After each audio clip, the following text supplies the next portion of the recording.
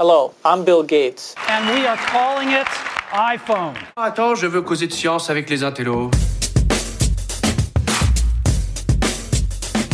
Bonjour à tous, je suis Jérôme Colombin. Et bonjour à tous, je suis François Sorel et bienvenue dans ce nouveau numéro de chez Jérôme et François. On est en fin de retour. Je sais que on était un peu en retard, Jérôme. On a raté le train du mois d'avril. On a pris un peu, effectivement, on était un peu absent là. Voilà, c'est ça. Mais vous savez, on a le tourbillon de l'actualité. Exactement. Voilà. Mais l'essentiel, c'est qu'on se retrouve et on est très heureux de vous retrouver pour ce nouveau numéro. Et voilà, donc bienvenue chez nous, bienvenue chez Jérôme et François. C'est ça. Le podcast qui vous parle de tech, mais au coin du feu. Au coin du feu. Même si c'est le printemps. Très chaud, hein.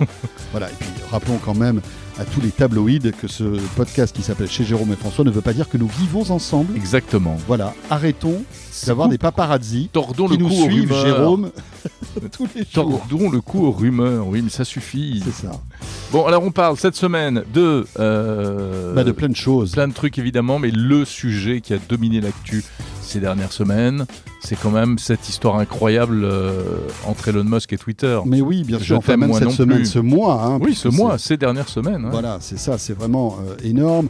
On va parler de ça, on va parler d'un anniversaire aussi, les 15 ans de mon compte Twitter. Et les 15 ans... On s'en fout. C'est ça. Mais attends, tu vas voir la transition. Et les 15 ans de Google Street View aussi. Ah oui, les 15 ans de Google Street View. C'est un truc hyper important, moi, je trouve. C'est vrai.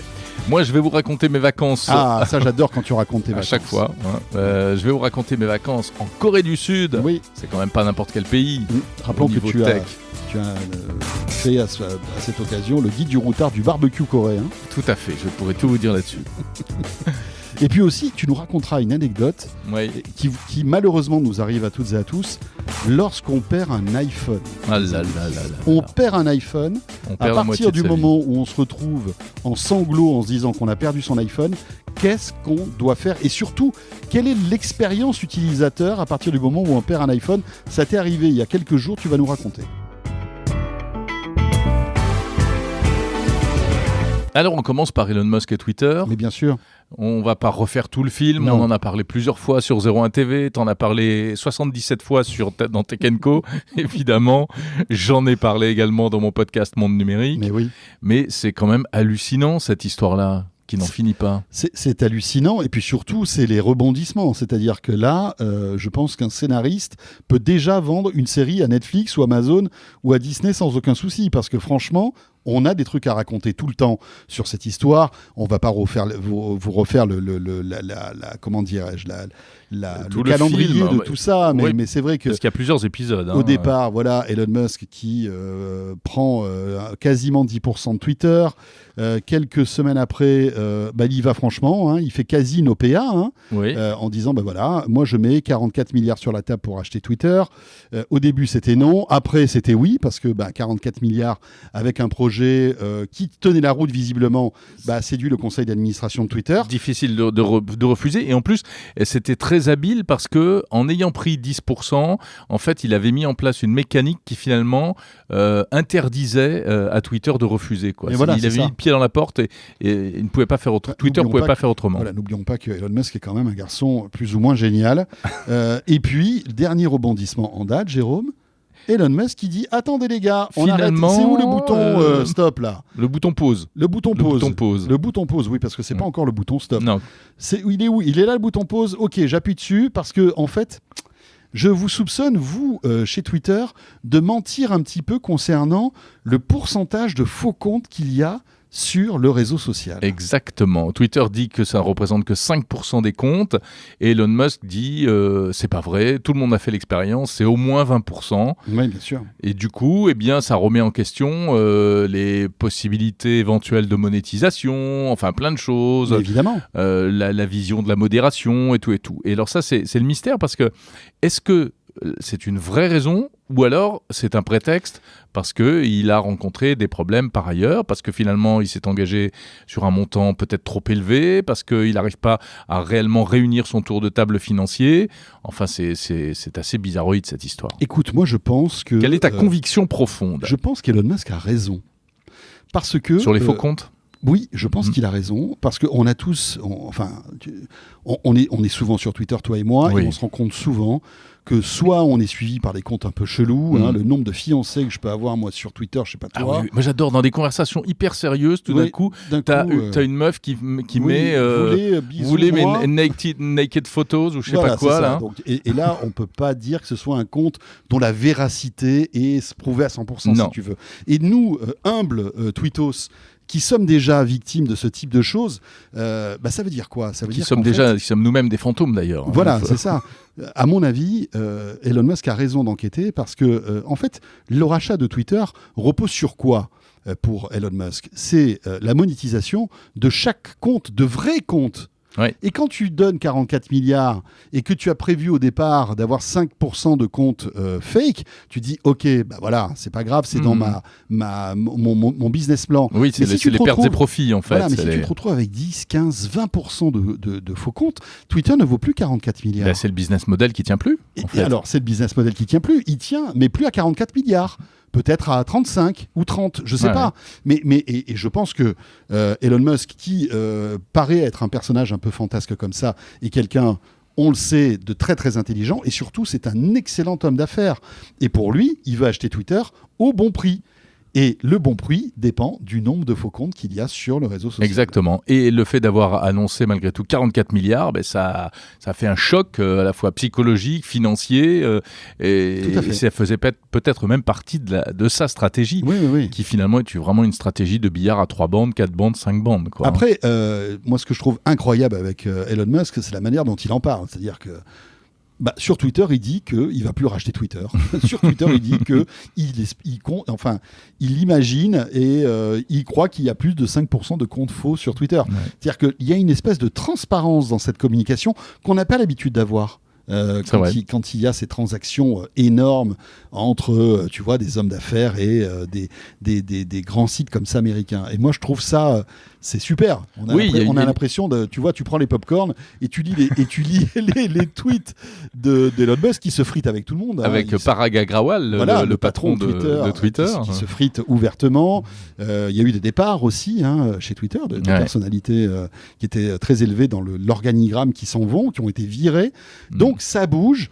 Malgré tout, il faut surveiller ça de près parce que Twitter est un réseau social qui est fortement décrié, mais qui est utile, je pense, à la société. Ça, j'en suis certain. C'est devenu un vrai média, à part entière. Alors avec tous ses défauts, mais aussi avec sa réactivité, sa rapidité d'information. Et puis sa spécificité. Et puis l'importance, le poids qu'il a pris, notamment en France, on le voit dans la vie publique. Les hommes politiques s'expriment sur Twitter, etc. Parfois pour dire des bêtises, mais parfois pour faire de la communication très officielle. En effet. Donc voilà, ça c'était le petit épisode Twitter. Ça va, il y aura sans doute des rebondissements. Tu peux faire tes provisions de popcorn. Ouais, mais tu sais quoi, juste une chose, je me demande comment Elon Musk a pu se faire avoir là-dessus avant d'annoncer ce chiffre. Mais est-ce qu'il s'est fait avoir ou est-ce que tu crois encore une fois après c'est peut-être une négo. Et voilà. C'est peut-être une négo. Mais quand tu rachètes un groupe comme, un réseau social comme Twitter, tu sais très bien que tu as plus de 5% de faux comptes. Mais il le savait dès le départ. Si demain tu rachètes Facebook, tu sais que tu as 10, 15, 20% de faux comptes. Ça fait partie de la vie des réseaux sociaux. Bien sûr. Ou alors il y a un de ses financiers qui est dans son tour de table qui lui a dit écoute, ça me gêne, je suis pas d'accord, etc. Alors voilà. Donc là, Twitter est en plein audit. Ça va être intéressant de suivre ça de près dans les semaines qui viennent. De Twitter, nous allons passer à un autre géant américain du web, François, et un vieux de la vieille, c'est toi. Oh, c'est gentil. Merci, mon ami. Alors, tu voulais nous parler de ton anniversaire, c'est ça? Mais oui, mon anniversaire. Attends, on parlait des 15 ans. Là, j'ai reçu un tweet, il y a 2 jours, en disant bon anniversaire, ça fait 15 ans que vous êtes sur Twitter. 15 ans qu'on est sur Twitter. Bon, petite parenthèse, tu te rends compte? 2007, c'était 2007, et je pense que je me demande si c'est pas toi qui m'avais dit à l'époque viens t'inscrire sur ce truc-là, c'est rigolo comme tout, etc. Et je m'étais inscrit en t'écoutant, ou peut-être l'inverse, je sais plus. Mais je pense que mon compte actuel doit être un peu plus vieux parce qu'en fait j'avais un autre compte qui est toujours en sommeil, qui est caché, je vous dirai pas où il est, mais qui était mon véritable compte initial. Encore un faux compte. Ah bah oui. Et ben voilà. Non, c'est pas un faux. Non, mais non, oui. mais non, monsieur. Tu vois, Elon Musk a raison. C'est pas un faux compte, c'est un vrai compte. Mais qui dort. Mais qui dort. Voilà, c'est mon compte test. Je m'en sers pour tester des trucs. Donc, on parlait des 15 ans de mon anniversaire de Twitter, mais c'est aussi les 15 ans, un anniversaire important, beaucoup plus important que mon compte Twitter, à mon avis, c'est Google Street View. 15 ans de Google Street View. 15 ans de Google Street View. Voilà. Alors, Google Street View, franchement, tu sais, je pense que si on devait me donner, m'obliger, tu vois, sur, je sais pas moi, en pleine torture, me dire, François Sorel, dites-moi les 10 innovations qui ont le plus marqué ces 15 dernières années, autrement, on vous arrache un petit ongle. Eh bien, je dirais, je pense, Google Street View dans les 10 premiers. Mais tu as raison, c'est sans doute l'un des outils qui a suscité le moins de polémique. Alors, un petit peu au début sur la vie privée, on reconnaissait les visages, etc. Ouais, ça a été vite. Ça a été vite réglé. Maintenant, c'est flouté de manière automatique. Mais c'est vrai que c'est un truc qui est complètement dans la vie des gens, que tout le monde utilise. Bien sûr. Et ça dépasse même, si tu veux, le Google en quelque sorte. Ouais. C'est ça qui est incroyable. Et on peut critiquer Google sur plein de choses en disant oui, il malaxe nos données, il nous envoie de la pub. Il malaxe nos données. Non, mais c'est vrai. Enfin, voilà, il y a tout ça. Il nous géolocalise grâce à Google Maps, etc. Ouais. Vous pouvez vous désactiver tout ça, si vous le voulez. 2, c'est leur modèle économique. On le sait. Voilà, on est le produit, donc voilà, c'est gratuit. Mais 3, mais quel outil. Quel outil. Quel outil fantastique. Et quel travail titanesque. En 15 ans d'avoir numérisé les routes, les autoroutes, les départementales, même les petits chemins. C'est ça qui est incroyable. C'est que aujourd'hui, Street View, c'est tous les itinéraires quasiment. 16 millions de kilomètres, plus de 100 pays couverts. 100 pays couverts. Tu as reçu dans Tech & Co Gilles Davidovich. Oui. Tout à fait. Géographe de Google, que j'ai interviewé également pour Monde Numérique. Dans Monde Numérique qui est disponible ce week-end. Voilà, depuis ce samedi. Et parce qu'effectivement, je suis allé à la présentation D'ailleurs, tu n'y étais pas toi, mais c'est pas grave. Je t'ai représenté. La présentation chez Google à Paris, au siège de Google à Paris. C'était amusant parce qu'ils avaient mis dans la cour de Google, dans un bel hôtel particulier Google à Paris, ils avaient mis une Street View Car. Oui. Une Street View Car, c'est comme ça qu'elle s'appelle. Pour montrer justement tout l'attirail technique qu'il y a au-dessus du véhicule. Exactement. Et d'ailleurs, c'est intéressant parce que l'attirail technique s'est considérablement amélioré au fil des années. Tu te rends compte en 15 ans et progrès technologique. Il y avait je ne sais plus combien de caméras au début. Aujourd'hui, c'est réduit à 7, il me semble, maximum. Et c'est devenu tout petit. Et sur les futures versions qui sont en train d'arriver, c'est quasiment un système qu'on pourra mettre sur une voiture et puis l'enlever. Enfin, ce sera beaucoup plus léger. Incroyable. Avec, j'imagine, encore une meilleure qualité d'image, parce que c'est ça aussi, c'est qu'en 15 ans, les résolutions des appareils photo ont évolué, tout ça coûte moins cher. Et puis, ça c'est allégé. Je crois que maintenant ça pèse 7 kilos en fait un équipement pour faire du Google Street View. Oui, puisqu'on peut même le mettre dans un sac à dos. On pouvait déjà, mais ça pesait 20 kilos au début. Mais ouais. Donc les mecs ils se tapaient sur les chemins de randonnée là avec un sac de 20 kilos. Maintenant c'est beaucoup plus intéressant. Et moi je me souviens dans Tech & Co il y a quelques mois de cela, j'avais interviewé un gars qui, juste pour le plaisir, chaussait dans son sac à dos la caméra Google et se baladait dans des randonnées, dans des chemins, etc. Ah, il faisait ça à titre perso? Ouais, alors non, je pense qu'il devait être payé quand même, parce que, ou dédommagé d'une manière ou d'une autre. Ouais. Mais c'est lui qui s'est occupé, par exemple, de numériser Google Street View à Tahiti ou à Bora Bora. Bon, il a choisi une bonne... Oui, voilà. C'est bien. C'est plus sympa que Roubaix, même si j'ai rien contre Roubaix. Il y a OVH et tout ça, c'est très cool. Bien sûr. Mais c'est vrai que c'est plutôt sympa. Et donc, il racontait qu'aujourd'hui, voilà, que ce soit à vélo ou même dans un sac à dos, il a son attirail, il avance comme ça. Et on a même sur Street View des parcours de randonnée, des choses comme ça. C'est fou, quoi. Oui, puis ce qui est étonnant, et ce qui est génial, c'est qu'aujourd'hui, les données visuelles qui sont captées, alors déjà, il y a de la reconnaissance véritablement de contenu. Par exemple, il passe devant un magasin, eh bien, il photographie quand c'est affiché les horaires d'ouverture du magasin, et ça, c'est rentré dans ça devient de la data à proprement parler. C'est mixé avec les données de Google qui peuvent être alimentées par les commerçants eux-mêmes, et tout ça devient une espèce de gloubi-boulga de data qui vient alimenter encore plus le moteur de recherche, et on l'utilise tous les jours. Mais voilà, et on pourrait en parler pendant des heures, mais la prochaine étape de Google Street View, c'est de rafraîchir toutes ces données parce que, mine de rien, il y a encore des données qui datent du tout début de Google Street View. Tiens, tu sais que moi, je suis originaire de Corse. Je m'amusais justement à regarder des petits chemins et tout, et j'ai retrouvé des images qui datent de 2008. Oui, parce que maintenant, comme ils les conservent, il y a des mises à jour, tu peux remonter dans le temps en plus. Mais il y en a encore qui datent vraiment de 2008, qui n'ont pas été mises à jour. Qui n'ont pas été mises à jour. Il y a tout un travail de mise à jour qui a été fait. Après, c'est la Corse, une fois tous les 20 ans, ça suffit, non ça... Oui, ça suffit. Bon, sauf quand il y a des incendies malheureusement. Qui posent des problèmes. Mais, et là, le travail aussi de numériser, par exemple, des lieux, des musées, des choses comme ça, c'est formidable. Ça, c'est génial. La numérisation indoor, en fait. C'est incroyable. Ouais. Et préparer ses vacances, on l'a tous fait. Préparer ses vacances avec Google Maps et se faire du Street View pour voir l'entrée de son hôtel, à quoi ressemble la piscine. Quand tu fais une location, la plage etc. Est-ce qu'il y a un café à côté qui est cool? Le restaurant, là, c'est quoi? Est-ce qu'il y a une terrasse? Mais on s'en rend pas compte. C'est un peu comme le Wi-Fi, c'est un peu comme toutes ces technologies qui aujourd'hui font partie de notre quotidien. Mais c'est des trucs qui ont marqué notre vie et qui, il y a un avant et un après, quoi. Comme Spotify. 15 ans de Google Street View.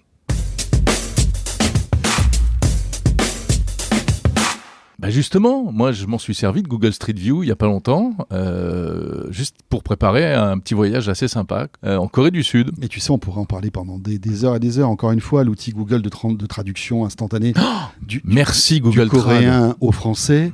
On ne se rend pas compte, mais c'est incroyable. Oui. Aujourd'hui, on peut communiquer avec le monde entier grâce à son smartphone et de manière très simple. Et j'imagine que ça a dû te sauver. En Corée, ça m'a sauvé la mise plusieurs fois. Pas mal de choses, tu vois. Pour décrypter la carte du restaurant, ou pour se faire comprendre, se faire comprendre auprès du chauffeur de taxi, etc. En effet. C'était génial. Ça, c'est autre chose. On s'éloigne du sujet, mais donc la Corée qui est un pays hautement technologique. Tout à fait, depuis toujours. Voilà. Tu as eu la chance, en plus d'aller au cœur du réacteur de chez Samsung, non? Exactement. Je suis allé à Suwon, au QG, en fait, historique de Samsung. Alors, c'était une ville, ça s'appelle la Digital City. Et bon, ça ressemble beaucoup, si tu veux, au campus de Google ou au campus de Microsoft, ou qu'on a eu l'occasion de visiter ensemble. Des grands bâtiments, de grandes avenues. C'est assez magique. C'est pas très audacieux au niveau architectural. Non, ça doit être un peu austère quand même. C'est un peu austère. Moi, je me souviens, on est allé en Corée pour visiter LG, justement. Ouais. Enfin, le siège d'LG, c'était un peu austère quand même. Oui, c'était... Mais malgré tout, c'est quand même... Il y a quand même pas mal d'années. Ça a peut-être changé. Et c'est devenu quand même mythique quelque part. Samsung aujourd'hui, c'est complètement entré dans la vie des gens avec des tas de produits. Alors en plus, j'ai eu une chance phénoménale parce que il y a à l'intérieur de cette Digital City un musée qui s'appelle le CIM, le musée de l'innovation de Samsung, et qui normalement était fermé à cause du Covid.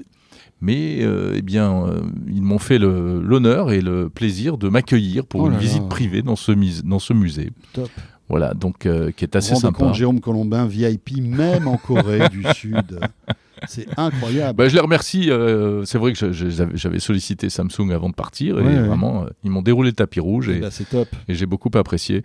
Et c'est très instructif parce que ça te montre à la fois l'évolution des produits Samsung, mais pas seulement. Ils ne sont pas trop tant que ça tournés vers eux-mêmes parce qu'il y avait, tu vois, les premiers téléphones mobiles qui étaient américains, qui étaient Motorola, je crois. D'accord, donc c'est un musée de l'innovation. C'est un musée de l'innovation, exactement. Okay. Et il y a évidemment au milieu des produits Samsung. Donc il y a le premier smartphone, le premier téléphone mobile Samsung qu'on n'a jamais vu en France, en Europe. Et puis il y a aussi un peu l'historique des produits quand même spécifiquement Samsung qui avait commencé plutôt avec l'électroménager et puis ensuite avec la vidéo, avec des magnétoscopes. Et c'est amusant parce que Samsung, rappelle-toi, c'était pas une super marque au début. Non. Samsung, non. Ça veut dire 3 étoiles en fait en coréen. Mais l'idée de départ, c'était de produire beaucoup pour faire baisser les prix, pour que les gens puissent avoir de l'électronique à pas cher, sachant qu'à côté, il y avait les Japonais qui faisaient des produits sans doute de meilleure qualité, mais plus chers. Moi, je me souviens très bien, j'allais dans des grands hypermarchés, tu te retrouvais en tête de gondole avec des télés cathodiques Samsung. Ouais. Et à l'époque, on ne connaissait pas cette marque et elle n'avait aucune notion qualitative. en fait. Voilà. Il y a eu tout un travail exceptionnel. C'est à partir des années 90, il y a eu un vrai virage stratégique de la part du PDG qui a dit bon, maintenant on arrête de faire que de la quantité, on veut faire de la qualité. Voilà. Et donc voilà toute l'histoire qu'on connaît aujourd'hui. Pousser l'innovation avec aujourd'hui, on le sait, toutes les avances qu'a Samsung dans pas mal de domaines, notamment les écrans pliants, avec les smartphones pliants. Voilà, exactement. Mais bon, la Corée, ça reste. Alors, c'est vrai qu'aujourd'hui, on voit moins la différence. Rappelle-toi, on était allés en Corée ensemble en 2008, François. Et à l'époque, il y avait la télévision sur les téléphones mobiles. Alors que ça n'existait pas en France, mais c'était pas de la télévision par la data. Non, c'était du broadcast. C'était du broadcast, c'était le DMB, je crois, un truc comme ça. Ou le DVB. Ou le DVB. C'était... Enfin, j'en parle dans mon podcast parce que j'ai fait un épisode spécial, évidemment, sur la Corée. Où et je me souviens très bien, ça. On était rentré dans un taxi, et dans tous les taxis, ils regardaient la télé, avec des petits écrans. Ce qui n'est pas bien, d'ailleurs. Et voilà, mais pour eux, c'est tout à fait normal. Ils regardaient, je ne sais plus quoi, des programmes. Et c'était grâce au DVB. Voilà. Exactement. Parce qu'on était à l'époque, c'était la 3G, non ? On devait être oui, c'était la 3G. Ça permettait pas de parler de passer de la vidéo. Ouais. Mais c'est vrai qu'aujourd'hui, on a beaucoup progressé en Europe et on va dire que le gap n'est plus aussi important qu'avant. Mais ce qui change, ce qui est différent, c'est la mentalité par rapport à la technologie. Ils sont complètement ouverts là-dessus, ils sont complètement demandeurs. Alors c'est vrai que l'État impulse énormément depuis très longtemps et ils sont gadgetophiles et ils sont technophiles à mort. Et là maintenant c'est cap sur le métavers. Bien sûr. Donc il y a la mairie de Séoul. Ils ont toujours une avance en termes de réseau, je crois. Ils sont toujours... Enfin voilà, ça a été un pays pionnier dans la fibre optique. Absolument, tu as raison. La 5G. Et Séoul, je crois, est l'une des villes les plus connectées du monde. Les plus connectées, les plus rapides en termes de connexion. Donc c'est vrai qu'ils ont toujours cette volonté d'être les meilleurs en termes de connectivité. Et accessoirement, c'est un pays super sympa. Les gens sont super. Oui, très agréable. C'est un détail, mais tu vois, très très très rassurant, très. Voilà, pour l'anecdote, moi j'ai laissé tomber sur le bord du chemin un sac qui était plein de trucs qu'on avait achetés. On l'a retrouvé 3 heures après. Ouais, incroyable. Dans la rue, en fait. Dans la rue. Ah ouais, c'est hallucinant. C'est rare quand même. Oui, ça n'arriverait pas. Ça peut arriver à Paris. J'ai un ami à qui on a ramené son sac chez lui. Tu te rends compte, pour te dire. Là, c'est encore pire que ton truc. Comme quoi, il y a des miracles il y a des gens honnêtes. Il y a des gens honnêtes. Et heureusement qu'il y en a. Ils nous inspirent, ces gens-là. C'est vrai. Alors ça... Donc la Corée, et si vous voulez en savoir plus, il y a ton podcast où évidemment tu vas beaucoup plus loin dans ce sujet. Encore une petite histoire personnelle, mon cher Jérôme. Oui, alors c'était au retour de Corée justement. Mais voilà. Le truc le plus con. Tu rentres en avion parce que t'es pas rentré en voiture. Je suis pas rentré en voiture. Je suis désolé pour mon bilan carbone, mais j'économise quand même sur l'année. Je n'abuse plus des voyages comme avant. Et bref, et donc c'était au retour de Corée. Paf, 7 heures de retard dans l'avion, t'arrives, t'as la tête explosée, tu sais plus goûter, tu perds tes moyens et hop, tu oublies ton téléphone sous ton siège. Et là, c'est le drame. Mais oui, c'est le drame parce que franchement, je me suis dit, tu vois, nous, toi, moi, on baigne dans la tech, on a l'impression qu'on sait plein de choses, etc. Et tu te retrouves dans cette situation que beaucoup de gens ont vécu. T'es vraiment désemparé et tu sais pas par quel bout prendre le problème. Ou plus exactement, évidemment, on sait par quel bout on prend le problème. Alors, on prend le cas précis, c'est un iPhone. C'est un iPhone. Voilà, donc un iPhone. Donc tu vas sur iCloud. À partir du moment où vous avez un iPhone et iCloud, il a toute une batterie de sécurité. C'est vrai. Qui font que, en théorie, on ne peut pas le déverrouiller. En théorie, c'est inviolable. Vos données sont stockées et protégées. Et vous avez une fonction qui s'appelle localiser, que vous connaissez peut-être si vous avez un appareil Apple, qui vous permet de localiser en fait votre smartphone. Ouais, exactement. Mais c'est dans les détails que se nichent les problèmes. Et par exemple, j'ai pas compris comment j'avais pu le localiser, parce que j'ai pu le localiser. Il a été vu en grande banlieue, en très grande banlieue, le lendemain de mon retour en France. Mais pas chez toi en tout cas. Mais pas chez moi, non. C'est sûr. Non. Mais comment est-ce que c'est possible, sachant qu'il était en mode avion et que la personne parce que tu étais qui l'a dans récupéré... un avion. Parce que je pense qu'il Donc tu étais bien discipliné, tu t'es mis en mode avion quand tu es rentré dans bien sûr. Carlingue, et puis tu comptais le réactiver en fait. Tout à fait. Voilà. Non, mais visiblement quelqu'un l'a trouvé, quelqu'un l'a pris et ne l'a pas rendu. Tout à fait. On va pas se mentir, le problème il est là. Oui.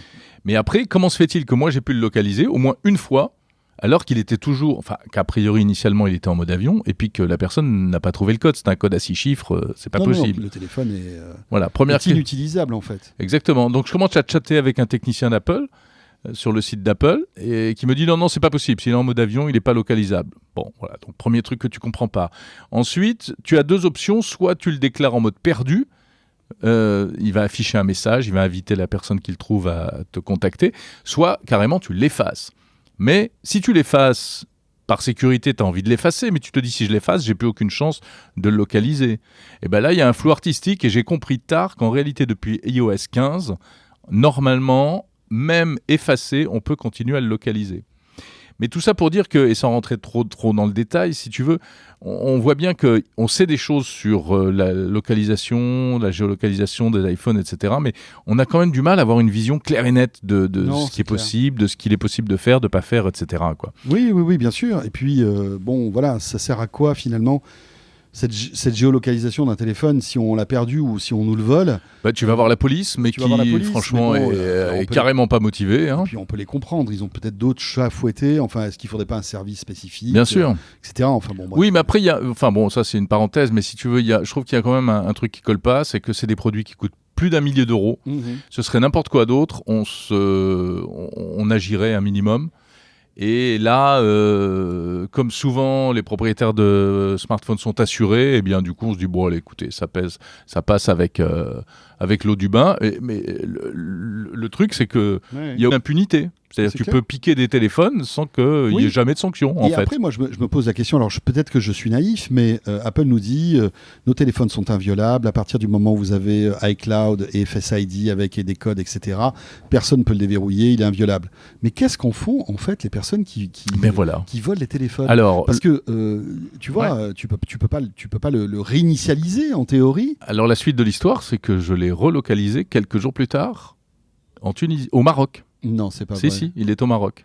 Ah, il est au Maroc. Il est au Maroc. D'accord. Donc il a fait le grand bond de la Méditerranée. Exactement. Mais je me suis pas démonté. Tu es allé au Maroc? Non, j'ai appelé le commissariat.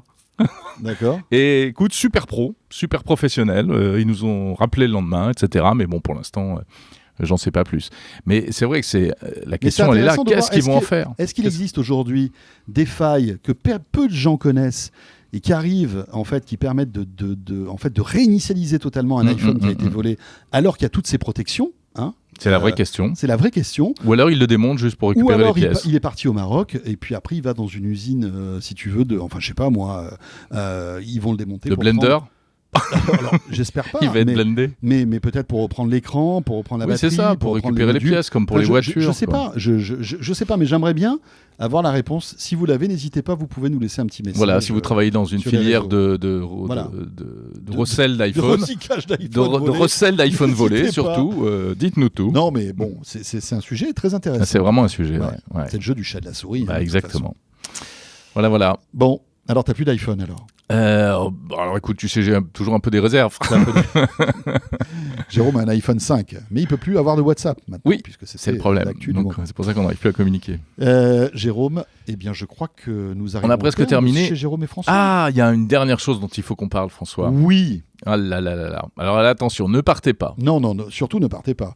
Vous alliez éteindre votre truc là. Non, ne l'éteignez pas. Vous montez un petit peu le son. On a un truc à vous annoncer. Alors, on vous annoncera plus de choses le mois prochain, mais sachez que on est à l'aube d'une petite révolution. Dans notre média, 01 TV, ouais. Nous allons bientôt changer de nom. Jérôme. Et oui, c'est pas rien. C'est pas rien. On va changer de nom car il va y avoir, eh bien oui, il y a de la réorganisation, il y a de la, voilà, sans donc tout déflorer, mais il y a un peu de déstructuration, restructuration. Tout à fait. Et on va changer de nom. On le dit le nom ou pas? Bah bien sûr, on peut le dire. On peut le dire? Ouais. Tu le connais. Ah bah oui, je le connais. Mais vous le connaissez aussi en fait, puisque désormais la chaîne 01 TV va s'appeler Tech & Co. Voilà, ça sera la chaîne Tech & Co. Tout simplement. Voilà, donc il y a évidemment, on va tout vous expliquer. On a évidemment des projets très ambitieux concernant cette nouvelle verticale qu'on lance dans le groupe Altis Media. Oui, puisque ce sera plus qu'une chaîne de vidéo. La chaîne de télé, de 01 TV que vous connaissez aujourd'hui, qui va être rebaptisée Tech & Co, la chaîne.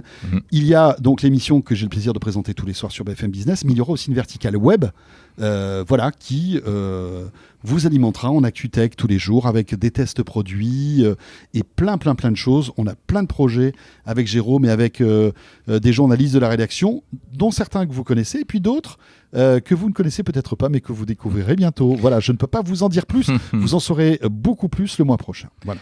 Mais c'est déjà beaucoup, et donc c'est une vraie petite révolution Ça, qui se prépare. Voilà. Et on voulait vous en parler en exclu dans Chez Jérôme et François. Oui, parce qu'on vous dit tout. Et vous avez bien fait de rester jusqu'à la fin de ce podcast. François, on arrive à la fin. Oui. C'est exactement le timing qu'on s'était fixé, donc c'est formidable. Et on se retrouve bien évidemment très vite, toi avec ton podcast Monde Numérique, bien évidemment. Et toi avec Tech & Co sur BFM Business et bientôt sur Tech & Co la chaîne. Évidemment. Merci de nous suivre en tout cas et à très vite. On se retrouve à Vivatech, tiens d'ailleurs. Oui, on y bientôt sera. là. 15 juin, rendez-vous à Vivatech. Salut à tous. Salut à tous.